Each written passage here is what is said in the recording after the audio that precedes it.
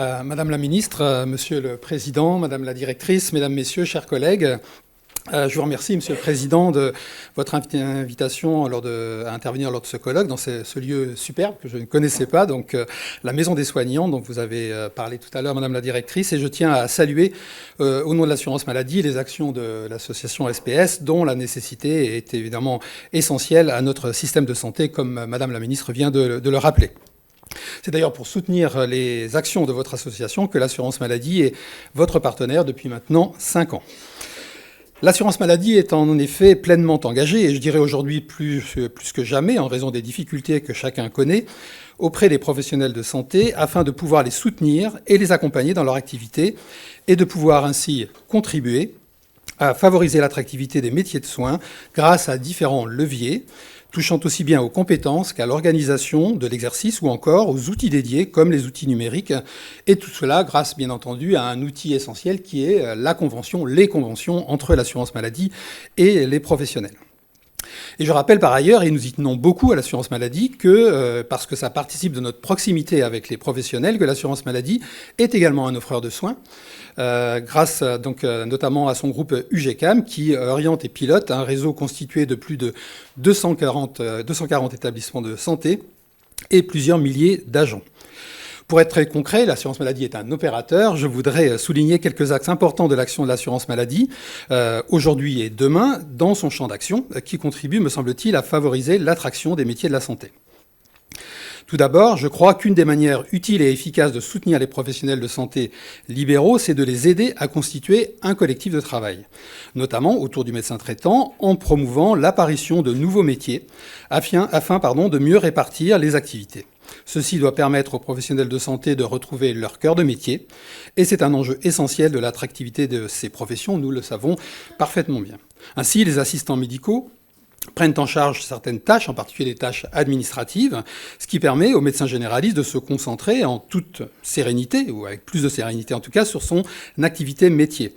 D'ici la fin de l'année, ce sont 4000 contrats qui auront été signés, et l'enjeu de la convention médicale en cours de négociation, de discussion, est d'augmenter fortement l'attractivité de ce dispositif. Autre exemple, les infirmiers en pratique avancée, les IPA ou IPA, dotés d'un champ de compétences approfondi, près de 1000 IPA exercent actuellement sur le territoire, et le retour d'expérience de nos collègues qui travaillent avec ces infirmiers est très positif et nous engage à pousser plus loin dans le cadre de la convention ce dispositif.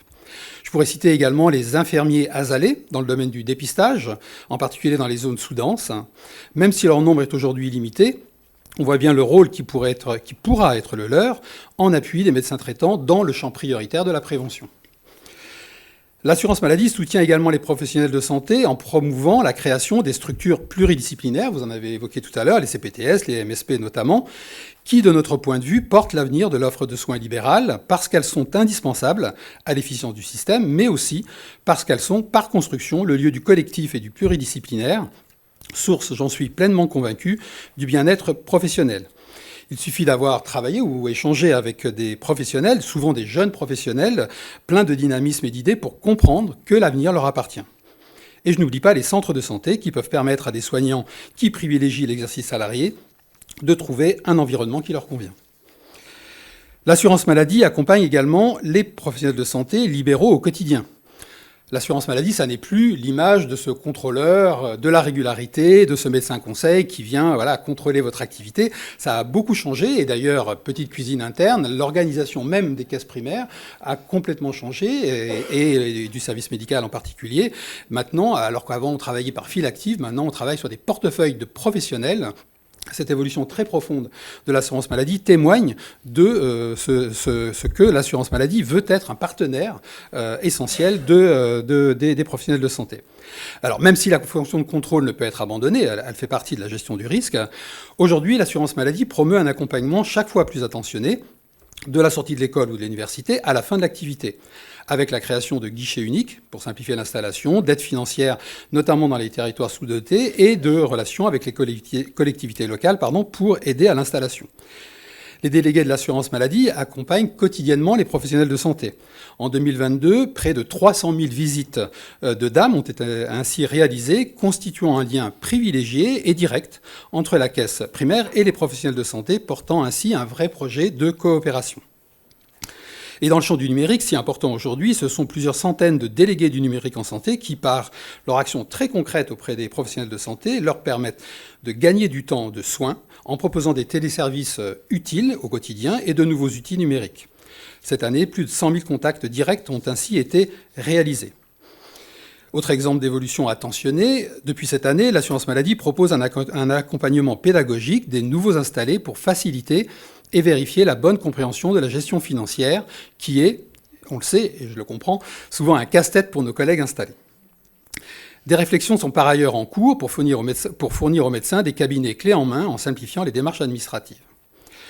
Au-delà de l'organisation, l'assurance maladie peut également apporter un soutien financier direct aux professionnels de santé, notamment dans les situations exceptionnelles. Ça a été le cas pour le Covid, avec le dispositif d'indemnisation pour la perte d'activité, le fameux DIPA, ou d'aide complémentaire à celle de l'État sur les indemnités kilométriques face à l'augmentation du coût de l'énergie.